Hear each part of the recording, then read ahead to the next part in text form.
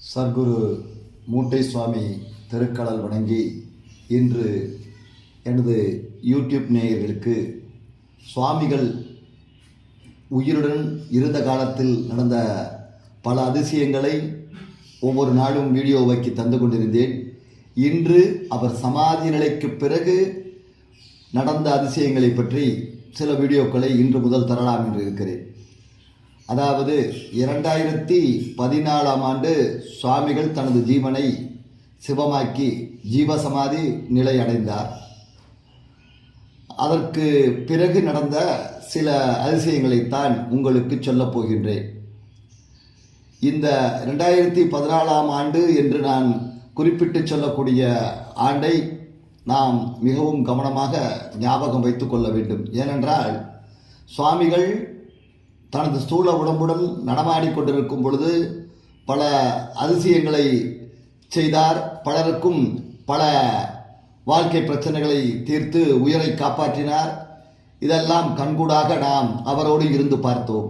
ஆனால் அவரது ஜீவசமாதிக்கு பிறகு இதேபோல் 100 மடங்கு அவர் பக்தர்களுடைய பிரச்சனைகளை தீர்த்து தன்னை நம்பியவர்களை அண்டினவர்களை காப்பாற்றியிருக்கிறார் என்ற விவரத்திற்காக இன்று ஒரு நடந்த உண்மையை உங்களுடன் பகிர்ந்து கொள்ள விரும்புகின்றேன். சேலம் இளம்பிள்ளையை சேர்ந்த எனது இனிய நண்பர் செல்வராஜ் என்பவராவார். இவர் தனது வீட்டில் தறி செட்டு ஒன்று வைத்து, அதாவது தனது வீட்டில் இல்லை, இவர் தனது நண்பர்களுடைய தறி செட்டு ஒன்றில் வேலை செய்து கொண்டுதான் இருந்தார். இவரது மனைவியும் அப்போது வேலை செய்து கொண்டே இருந்தார். அப்படிப்பட்ட ஒரு பொருளாதாரத்திற்கு நெருக்கடியான சூழ்நிலை என்ற காரணத்தால் இருவரும் வேலைக்கு போய் கொண்டிருந்தார்கள். அந்த காலத்தே இவர் 2005ஆம் ஆண்டு முதலில் என்னை சந்தித்தார். சந்திக்கும் பொழுது இவருக்கு பல பிரச்சனைகள், அதாவது இவரது பூர்வ புண்ணிய சொத்துக்கள் மூலமாக பல பிரச்சனைகளும் மற்றும் பூர்வ புண்ணிய பரிகாரம் ஒன்று செய்ய வேண்டும். அதற்கு முன்பு அவர்கள் ஏடு பார்த்திருக்கிறார்கள், அகத்தியர் ஏடு. அந்த ஏட்டிலும் தெற்கே இருந்து ஒரு குருநாதர் வருவார், அவர்தான் இந்த பரிகாரத்தை எல்லாம் செய்ய வல்லமை படைத்தவர் என்று சொல்லியிருக்கிறார்கள். ஆனால் இவர் அப்படிப்பட்ட குருநாதர் யார் என்று தேடிக்கொண்டிருந்த சமயத்தே 2005ஆம் ஆண்டு நான் அவரை சந்திக்கின்றேன். அப்பொழுது நான் சேலம் இளம்பிள்ளை KK நகரில் சக்திவேல் என்பவர், லோட்டஸ் டெக்ஸ்டைல் ஓனர், அவரது வீட்டில் தங்கி எனது வேலைகளை செய்து கொண்டு வரும் பக்தர்களுக்கும் என்னால் முடிந்த அளவு உதவிகளை செய்து கொண்டிருந்தேன். அந்த காலகட்டத்தை தான் இந்த 2005ஆம் ஆண்டு இவர் என்னை சந்தித்தார். இவரும் இவரது மனைவியும் என்னை பார்க்க வந்திருந்தார்கள். இவரோடு கூட இவரது சகோதரரும் வந்திருந்தார். வந்தவர்கள் தங்களுடைய பிரச்சனைகளை சொல்லி, எங்களுக்கு இதுபோல் பிரச்சனைகள் இருக்கிறது, என்ன செய்யலாம் என்று கேட்டார்கள். அதற்கு ஒரு சரியான விடையை நான் சொல்லியவுடன், அப்படியே செய்யலாம், அதற்காகும் செலவுகளை பார்த்து கொள்ளலாம் என்று கூறிவிட்டு சென்று விட்டார்கள். பிறகு நான் அங்கு இருக்கும் தினங்களிலெல்லாம் செல்வராஜ் என்னை பார்த்து கொண்டே இருந்தார். இந்த காலகட்டத்தை அவருடைய பூர்வ புண்ணிய பரிகாரத்தை ராமேஸ்வரத்தில் சென்று செய்து முடித்தோம். அதன் பிறகு அவர் என்னை அடிக்கடி வந்து பார்ப்பார். வருடங்கள் உருண்டோடி கொண்டே இருந்தன. இந்த ஒரு சூழ்நிலையில் அவர் வீடு கட்ட வேண்டும் என்று ஒரு ஆசை அவருக்கு இருந்தது. ஆனால் வீடு கட்டுவதற்கு கையில் பணம் ஏதும் இல்லை. அவர்கள் 4 மாடி கொண்ட ஒரு குடியிருப்பில் வாடகை வீட்டில் ஒன்றுதான் இருந்து வந்தார்கள். அதனால் அவரது மனைவியும் என்னிடம் சொன்னார், சாமி, சொந்த வீடு ஒன்று கட்ட வேண்டும், அதற்கு நிலம் வாங்க வேண்டும், என்ன செய்வது என்று தெரியவில்லை, தங்களைத்தான் நம்பியிருக்கிறோம், எங்களால் அது முடியுமா என்று கேட்டார்கள். நான் அப்பொழுதும் அவரிடம் அடிக்கடி சொல்லி அந்த வார்த்தைகளை திரும்ப திரும்ப சொன்னேன். நீங்கள் என்னை வேண்டுவதை விட எனது குருநாதராகிய மூட்டைசாமியை வேண்டுங்கள், அவரை போய் பாருங்கள் என்று சொன்னேன். நான் சொல்லும் சமயத்தை எல்லாம் சாமி அவர்கள் ஜீவனோடு நடமாடிக்கொண்டிருக்கிறார். ஆனால் இந்த அன்பர் செல்வராஜுக்கு அவரை சென்று பாக்கியமே கிடைக்கவில்லை, சென்று பார்க்கும் பாக்கியமே கிடைக்கவில்லை. இந்த சூழ்நிலையில் தான் சாமிகள் 2014ஆம் ஆண்டு ஜீவசமாதி ஆகிவிட்டார். அவர்கள் தங்களுக்கு வீடு கட்ட வேண்டும் என்ற அவாவை சொல்லிய அந்த தருணங்கள் ஒரு 2-3 வருடங்கள் கழித்துத்தான் வந்தது. அதாவது 2019ஆம் ஆண்டு அந்த வீடு கட்ட வேண்டும் என்ற எண்ணம் வந்து என்னை கண்டிப்பாக சாமி நாம் வீடு கட்ட வேண்டும், நிலம் வாங்க வேண்டும், அதற்கான வழிமுறையை சொல்லி தாருங்கள் என்று கூறினார். பிறகு நான் சொன்னேன், உங்களுடைய பூர்வீக சொத்து ஒன்று இப்பொழுது விற்று அதன் மூலமாக வரும் பணத்தில் இடம் வாங்குவீர்கள் என்று சொன்னேன். இல்லை சாமி, அந்த சொத்தும் தகராறில் இருக்கு, அது எப்படி பிரச்சனை தீரும் தெரியலன்னு சொன்னேன். இல்லை செல்வராஜ், நீங்கள் மூட்டை சாமியை வேண்டுங்கள், கண்டிப்பாக பூர்வீக சொத்தில் உள்ள பிரச்சனைகள் தீரும் என்று சொன்னேன். சாமி, எங்களுக்கு தெரிந்ததெல்லாம் நீங்கள் தான் சாமி, உங்கள் குருநாதரை எங்களுக்கு தெரியாது, நாங்கள் குருநாதரை உங்கள் வடிவில் தான் பார்க்குறோம், அதனால் நீங்கள் தான் எங்களுக்கு பிரச்சனையை தீர்த்து கொடுக்கணும்னு சொல்லிட்டாங்க.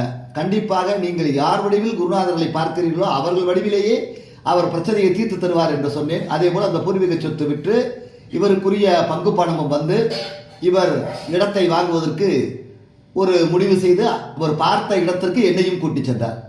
நானும் அங்கு சென்று பார்த்தேன். பசுமாடும் கன்றும் கட்டி இருந்தது. இடம் நன்றாகவே இருந்தது. ஒரு வயல் காற்றுக்கு அருகே. செல்வராஜ், இந்த இடத்தை நீங்கள் வாங்கலாம், இங்கு வீடும் கட்டலாம், இதுபோல் நீங்கள் 2-3 வீடு கட்டுவீர்கள் என்று சொன்னேன். அதற்கு அவர் சிரித்துக் கொண்டு, சாமி செய்யலாம், ஆனால் இப்பொழுது ஒரு இடம் வாங்குவதற்கே தடுமாற்றமாக இருக்கிறதே, இப்பொழுதுதான் பணம் வந்தது, இந்த வந்த காசும் இந்த இடத்திற்கு பதிந்து விட்டால் சென்றுவிடும், பிறகு நான் வீடு கட்டுவது எப்படி என்று சொன்னார். பேங்க் லோன் போடுங்கள், கண்டிப்பாக உங்களுக்கு லோன் கிடைக்கும், வீடு கட்டுவீர்கள் என்று கூறினேன். அதன் பிறகு அவர் பேங்க் லோனுக்கு அப்ளை செய்து அது கிடைக்க கொஞ்சம் காலதாமதம் ஆகிக்கொண்டே இருக்கும்போது மீண்டும் என்னை வந்து சந்தித்தார். சேலம் வந்த என்னை, கண்டிப்பாக பேங்க் லோன் கிடைக்கும், தாங்கள் வீடு கட்டுவீர்கள் என்று சொல்லிவிட்டு, கவலைப்படாதீர்கள் செல்வராஜ், என்னையே நீங்கள் மூட்டைசாமியாக பார்க்கும் காரணத்தால், நான் மூட்டைசாமி அல்ல, நான் அவருடைய பக்தர் தான், இருந்தாலும் பார்க்கும் காரணத்தால் எனது வடிவிலேயே கண்டிப்பாக சுவாமி அவர்கள் உங்கள் கனவிலாவது தோன்றி நீங்கள் வீடு கட்டுவதற்கான அறிகுறி ஆரம்பத்தை காட்டுவார் என்று சொன்னேன்.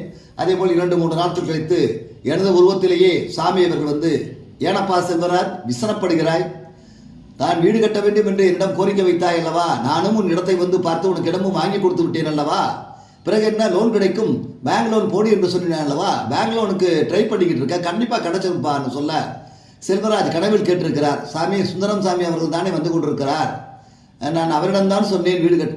ஆமா, நீ என்ன சொன்ன, அவன் என்னை பார்க்கறதுக்கு கூப்பிடும் போது நீ என்ன சொன்ன, உங்கள் வடிவில் தான் நாங்கள் அவரை பார்க்குறோம், அதனால சாமி நீங்களே எனக்கு செஞ்சு கொடுக்கணும்னு சொன்னீங்களா, அந்த பதிலையே இப்போ நான் சொல்கிறேன்ப்பா, அவன் வடிவிலே உனக்கு செஞ்சு தரத்தான் வந்திருக்கேன், லோன் போடு, லோனுக்கு ட்ரை பண்ணிக்கிட்டீங்களா, கண்டிப்பாக கிடச்சிரும், வீடு கட்டுவ அப்படின்னு சொல்லிவிட்டு சென்று விட்டார். பிறகு இந்த விவரத்தை அவர் என்னிடம் டெலிஃபோனில் கூறினார். நான் இன்னும் ஒரு 10 தினங்களில் சேலம் வருவேன், அப்பொழுது உங்களை சந்திக்கிறேன் என்று கூறினேன். அதன் பிறகு அவர்களுக்கு லோன் கிடைத்தது. நானும் சேலம் சென்றேன். அவர்கள் வீடு கட்ட ஆரம்பித்தார்கள். வீடையும் நன்றாக மிகவும் மாடனாக கட்டி பிடித்து அதற்கான கிரகப்பிரவேச தேதி முதற்கொண்டு நானே அவர்களுக்கு குறித்து கொடுத்தேன். இது நடந்தது 2019ஆம் ஆண்டு. இப்பொழுது கிட்டத்தட்ட 19, 20, 21, 22, 23, 24 6வது ஆண்டு நடந்து கொண்டிருக்கிறது. அந்த கிரகப்பிரவேசத்தையும் அவர் சீரும் சிறப்புறம் செய்து அந்த வீட்டிற்கு குரு இல்லம் என்று சத்குரு இல்லம், மேலே மூட்டை சுவாமி துணை, கீழே சத்குரு இல்லம் என்று பெயரும் வைத்து மிக பிரமாதமாக கிரகப்பிரவேசம் செய்து இன்று அந்த புதுமனை புகுந்து அவரது பிள்ளைகளோடு சந்தோஷமாக வாழ்ந்து கொண்டிருக்கிறார். இவ்வாறு மூட்டை சுவாமி அவர்கள் தன் ஸ்தூல உடம்புடன் நடமாடி கொண்டிருந்த காலத்திற்கு பின்பும் தான் ஜீவனை சுகமாக்கிய பின்பும் யார் வடிவில் அவர்கள் வணங்குகிறார்களோ அவர்கள் வடிவிலேயே அவர் சென்று அவர்களுக்குரிய பிரச்சனைகளை தீர்த்து அவர்களுக்குரிய அந்த சந்தோஷத்தினை கொடுத்து தனது பக்தர்களை காத்து அருளுகின்றார் என்பதற்கு இந்த சேலம் இளம்பிள்ளையில் உள்ள செல்வராஜின் வீடு, அதாவது குரு இல்லம் ஒரு உதாரணமாகும். இந்த குரு இல்லத்தில் தான் நாம் இப்பொழுது கடந்த 2 ஆண்டுகளாக வெவ்வேறு வரிசையாக குரு பூஜையை கொண்டாடி கொண்டிருக்கிறோம். இதற்கு முன்பு கூட அவர் தனது இல்லம் கட்டியவுடன் தொடர்ந்து பல குரு பூஜைகளை நடத்தி இருக்கிறார். ஆனால் விமர்சையான குரு பூஜையை இந்த 2 வருடமாக நடத்தி வருகின்றார். ஆதலால் குருவை நம்பினார் கைவிடப்பட மாட்டார் என்பதற்கு இவர்களது வாழ்க்கையை ஒரு உதாரணமாக்கி நன்றி கூறி விடைபெறுகின்றேன். நன்றி, வணக்கம்.